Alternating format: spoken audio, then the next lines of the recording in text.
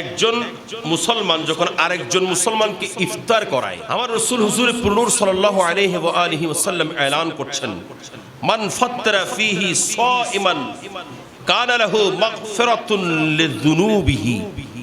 আপনি একটা মাত্র মানুষকে ইফতার করিয়েছেন আর আল্লাহ আপনার জীবনের গুনাহ ক্ষমা করে দিয়েছেন। আমাদের মধ্যে একটা কুসংস্কার আছে, মসজিদে গিয়ে ইফতার করলে তোমার সওয়াবগুলো যারা দান করেছে তারা নিয়ে যাবেন। নাউজুবিল্লাহ। এটা কখন বলবো? যখন আল্লাহর কাছে কমতি থাকবে। আল্লাহর কাছে তো কোনো কিছুর কমতি নাই।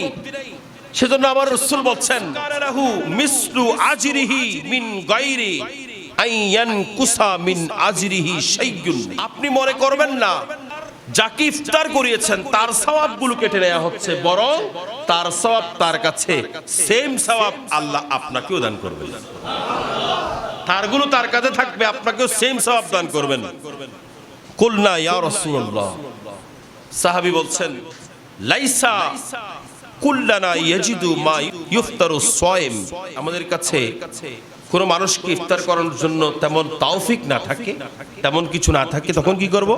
ফাকাল রাসূলুল্লাহ সাল্লাল্লাহু আলাইহি ওয়াসাল্লাম, ইউতিল্লাহা হাযা সাওয়াবান মান ফাতারা সাইমান আলা মুযগাতে লাবানিন আও তামারাতিন আও শারবাতিন মিনাল মা।